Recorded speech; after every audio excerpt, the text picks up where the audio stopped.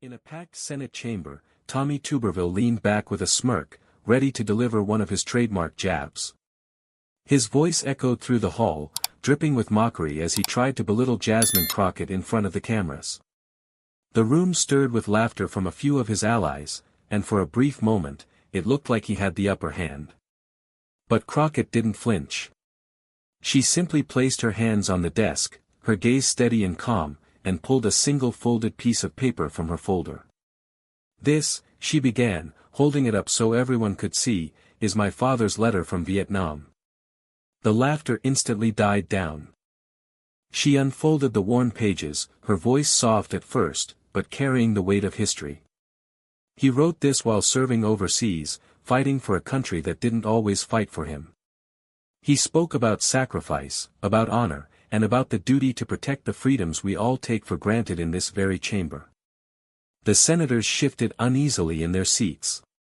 Tuberville's smirk faltered as Crockett read aloud a passage about courage in the face of arrogance and standing tall when others tried to silence you. Each word pierced the air with undeniable truth, the kind that no insult could match. The cameras zoomed in on Tuberville's face as the color drained, leaving him quiet for the first time that day. When Crockett finished, she folded the letter carefully and placed it back on the desk. Then she looked straight at Tuberville and said, "My father risked his life so that people like you could sit here today and speak freely. But he also believed in accountability, in dignity, and in respect. Mockery doesn't honor the sacrifices of those who came before us, this letter does." The chamber erupted, not in laughter this time, but in thunderous applause. Tuberville sat frozen, unable to form a comeback. He had been silenced, not by insults, but by the voice of a veteran who had written to his daughter decades ago. And Jasmine Crockett, armed with nothing more than her father's words, had turned the entire Senate floor into a stage where truth overshadowed arrogance. The buzz from the chamber carried into the hallways of Capitol Hill. Reporters scrambled to file their stories, camera crews replayed the footage on their monitors, and social media lit up with clips of the moment Jasmine Crockett unfolded that fragile letter. Every angle showed the same thing, Tommy Tuberville shifting uncomfortably in his seat as the room listened to her father's words. But inside the chamber, the atmosphere was still tense. Tuberville tried to recover, leaning toward his microphone with a forced chuckle. "Well, Congresswoman, that's a nice little story, but we're here to talk about policy, not bedtime letters." His tone was dismissive, but the edge in his voice betrayed how rattled he truly was. Crockett didn't miss a beat. She leaned forward, her eyes locked on him. "Policy without principle is just noise," she said firmly. "This letter isn't a bedtime story, it's a reminder of the price of freedom. And if you can't recognize that, then maybe you're the one who needs to rethink why you sit in this chamber at all." A hush fell again. Some senators exchanged glances, while others scribbled furiously in their notepads. The audience in the gallery leaned closer, sensing history was unfolding right before their eyes. Tuberville opened his mouth to respond, but no words came out.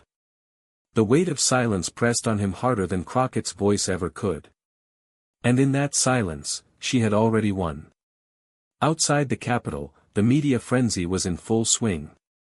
News vans lined the street, anchors speaking urgently into cameras as clips of the exchange looped behind them. On social media, hashtags tied to Crockett's name shot to the top of trending lists.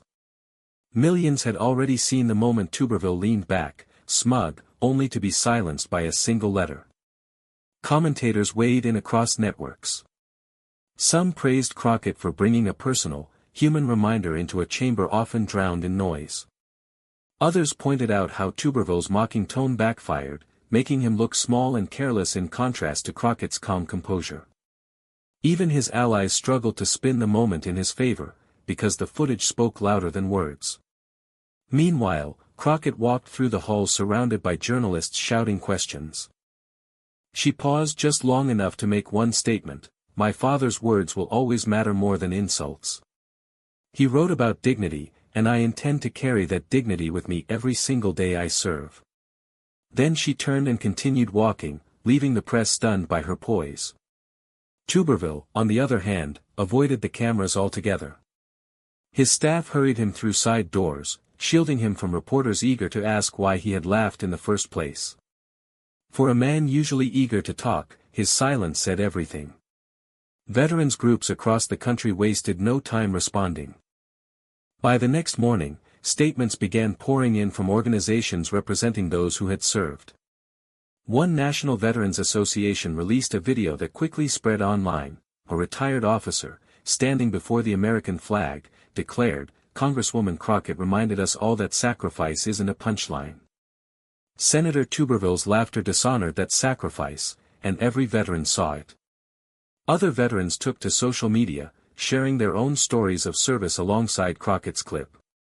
Many wrote that her father's words echoed the letters they had written home from battlefields decades ago.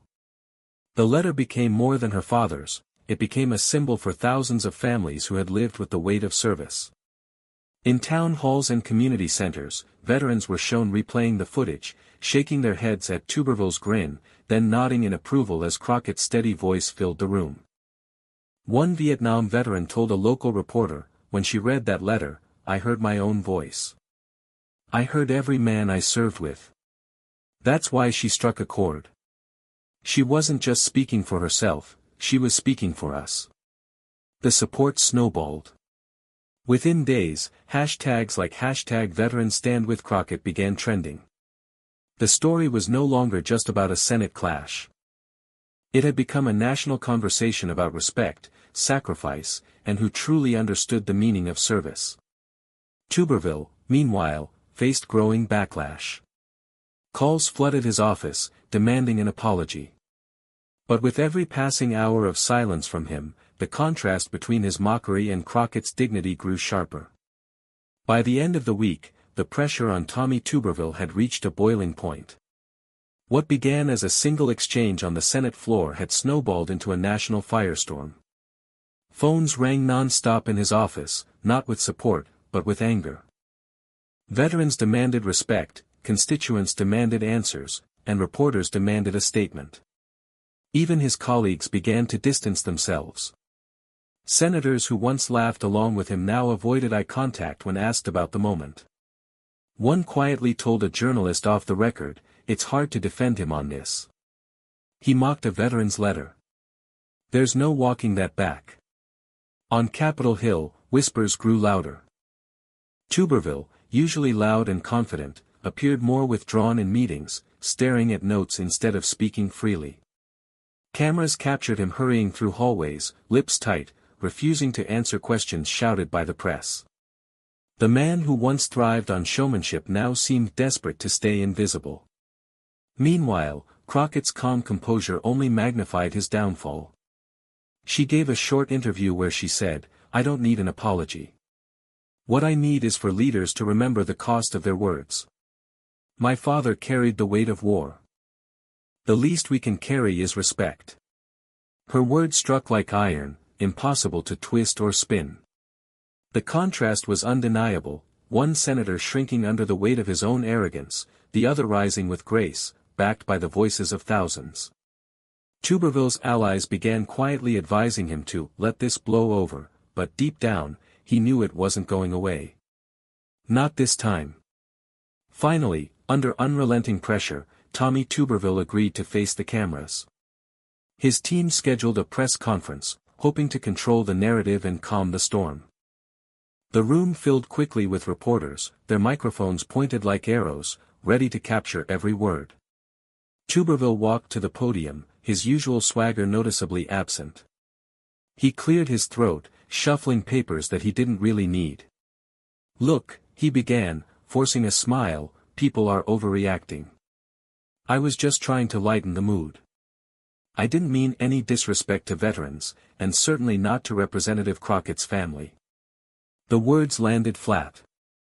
A few reporters immediately shouted follow-up questions, "So why did you laugh while she spoke? Do you regret mocking her? Will you apologize directly to veterans' families?" Tuberville fumbled. "Like I said, I was just joking. We all joke sometimes, don't we?" He tried to chuckle, but it came out strained, almost desperate.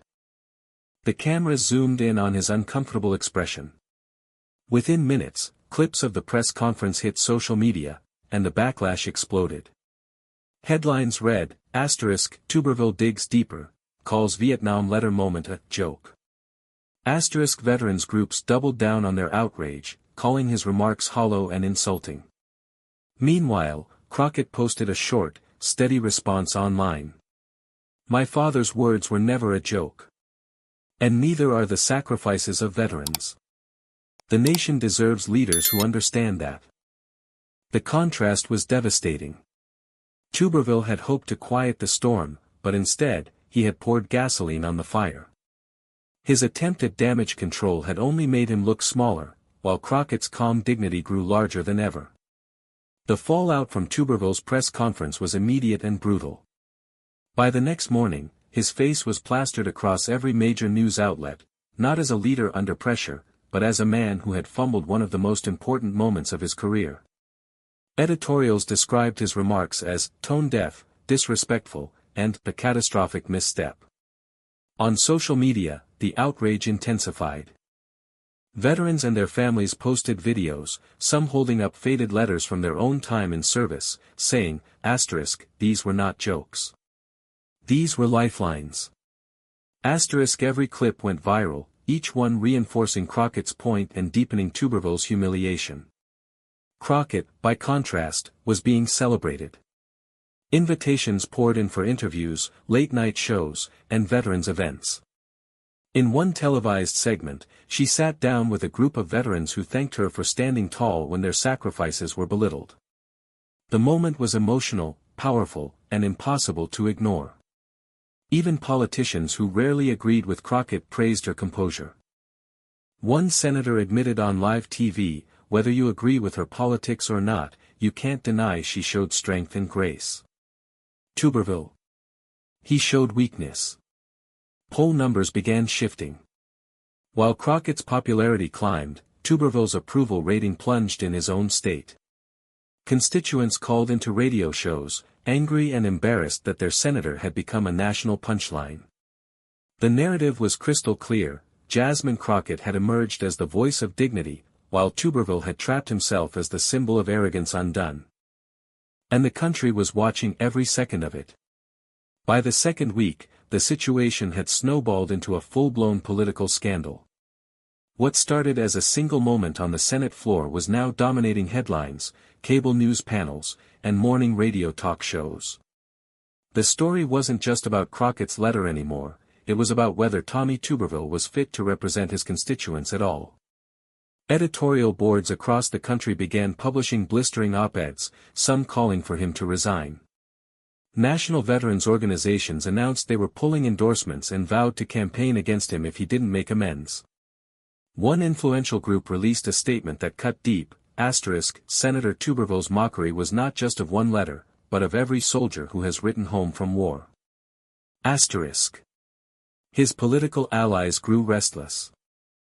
Some tried to dodge questions about him, while others openly criticized his handling of the controversy. A few senators even suggested privately that Tuberville had become a liability for their party heading into the next election cycle. The whispers of damage control were quickly being replaced with murmurs of irreparable. Meanwhile, Jasmine Crockett's stature only grew. News outlets played clips of her reading the letter alongside images of her father's military service. She was invited to speak at veteran memorial events, where crowds rose to their feet in standing ovations. Her voice, calm yet resolute, carried far beyond Washington.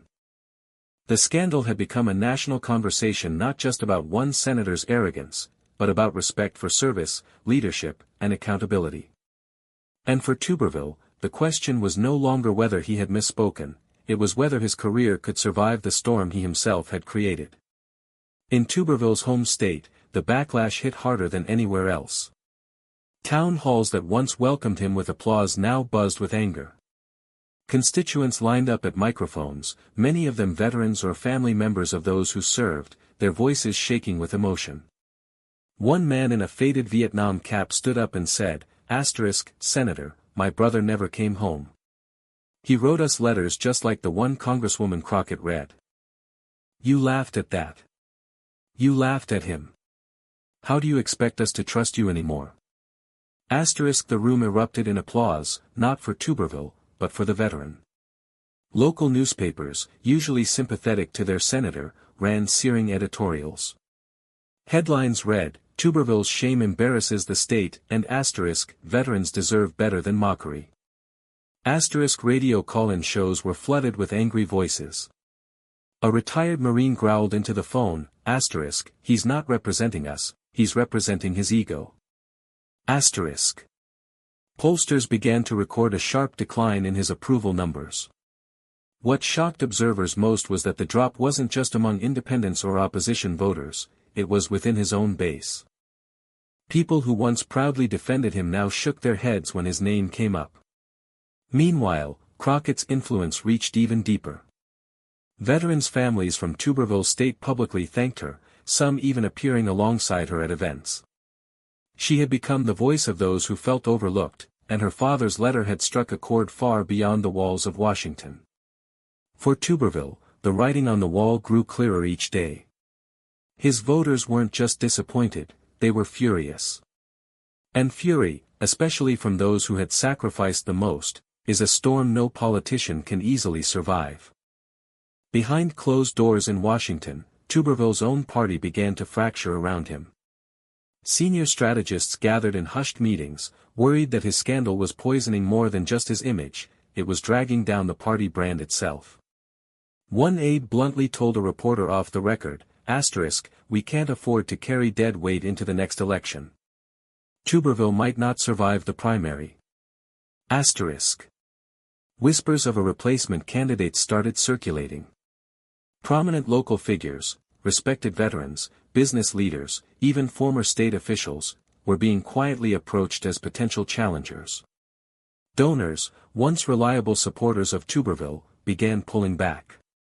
A leaked memo revealed that several major contributors were already redirecting funds to a possible alternative.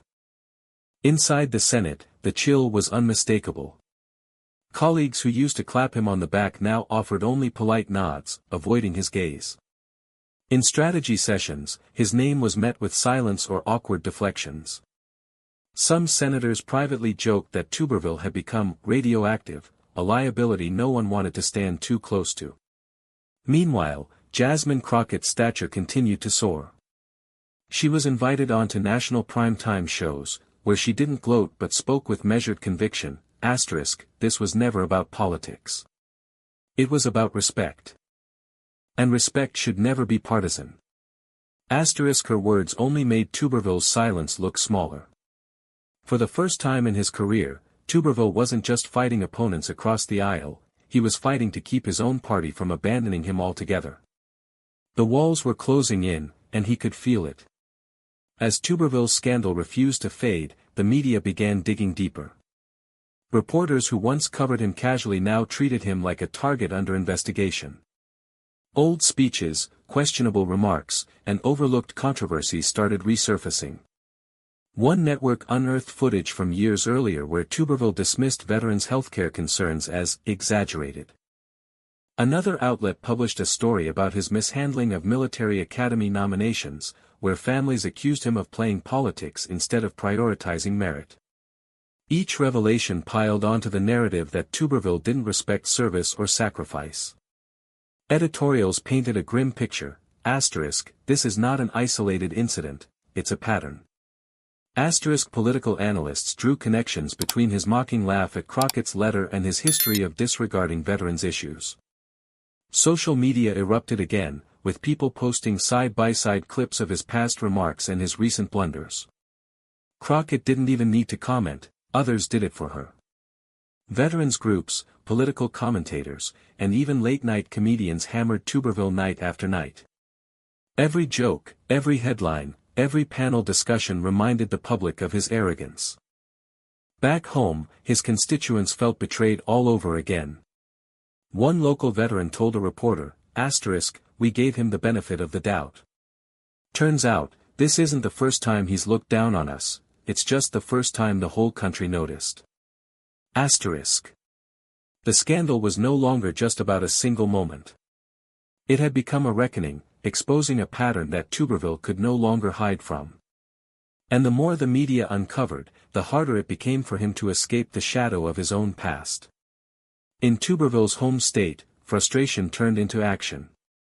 What began as angry town hall confrontations now evolved into a coordinated grassroots movement.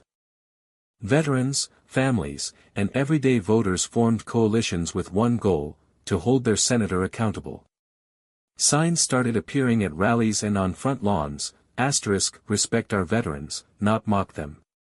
Small towns that once proudly hosted Tuberville for parades now hosted protests demanding his resignation. Local radio hosts reported that callers weren't just angry, they were mobilized. At the same time, Jasmine Crockett's name began to appear in unexpected places. Though she wasn't from their state, her dignity and strength had struck a chord. Supporters printed her father's Vietnam letter on flyers and posters, using it as a rallying cry. Veterans groups invited her to speak at events, where she was met with standing ovations and salutes. Social media amplified it all. Videos of veterans burning Tuberville campaign signs went viral, while clips of Crockett reading her father's letter were reposted daily with captions like "This is what leadership looks like." The pressure was no longer coming just from Washington, it was coming from the very voters Tuberville needed to survive. He had mocked a letter, but in doing so, he had sparked a movement far bigger than he ever imagined. And that movement was no longer just against him, it was rallying behind Jasmine Crockett as a symbol of dignity, honor, and respect. For Tuberville, the message from his own constituents was clear: his grip on power was slipping, and the people were no longer willing to stand by silently. The Senate chamber was packed once again, but this time the atmosphere was electric. News outlets had advertised it all week: Jasmine Crockett was scheduled to speak, and the nation was watching. The galleries overflowed with veterans, their families, and ordinary citizens who had traveled miles just to witness the moment in person. When Crockett rose to the podium, the chamber fell silent. Cameras zoomed in as she placed her father's letter on the desk beside her, its creased paper now a national symbol. Her voice was steady, resonant, and filled with conviction. "My father's letter," she began, "was written in a jungle halfway around the world. He didn't write it for headlines. He wrote it so his family would know why he fought, why he sacrificed, and why freedom mattered." She paused, letting the weight of her words hang in the air. And yet here, in this chamber, that sacrifice was mocked. Not by accident, not in jest, but by arrogance. The chamber shifted uncomfortably. Some senators bowed their heads, others fixed their eyes on the desk before them. The cameras cut briefly to Tuberville, sitting rigid, his jaw clenched, unable to meet her gaze. Crockett continued, her tone unwavering. "This is not about me. It's about every soldier who wrote home, every family who prayed for their return, and every veteran who still carries the scars of service." Their words were never a punchline. They were a promise. And I intend to keep that promise alive. The chamber erupted in applause from the gallery. Veterans rose to their feet, saluting. Even a few senators, quietly but unmistakably, joined in the applause.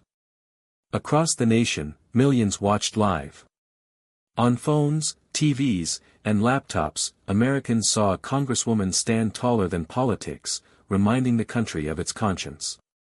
Crockett had transformed a letter into a movement, and Tuberville sat silently, overshadowed by her words once again. The aftermath of Jasmine Crockett's Senate address was nothing short of seismic. Overnight, her words were replayed on every news channel, quoted in every paper, and shared endlessly online. Veterans called it the speech of a generation. Commentators hailed it as a defining moment in modern politics. But for Tommy Tuberville, it was the final blow. The very next morning, several senators from his own party issued public statements distancing themselves from him. One bluntly told reporters, "Respect for veterans is not negotiable." Senator Tuberville failed that test. The silence that once protected him shattered, his allies no longer wanted to carry the weight of his scandal. Donors pulled out completely, leaving his re-election campaign in freefall. Local leaders in his home state demanded his resignation, declaring that he had disgraced the office and embarrassed the people he was meant to represent. Polls showed his approval rating at historic lows, with even his most loyal supporters turning away. Meanwhile, Crockett's star soared higher than ever. She was celebrated not as a partisan fighter, but as a defender of dignity. Her father's Vietnam letter had become a symbol, printed on posters, shared in classrooms, and read aloud at memorial events. In silencing Tuberville, she had given voice to thousands of veterans who had long felt unheard. The final image that cemented the story was simple yet powerful: Crockett standing tall in the Senate chamber, the worn letter folded neatly in her hands, while Tuberville sat in the shadows, head bowed, silent at last. For him, it was political ruin. For her, it was legacy. And for the nation, it was a reminder that truth spoken with courage can silence arrogance instantly, and forever.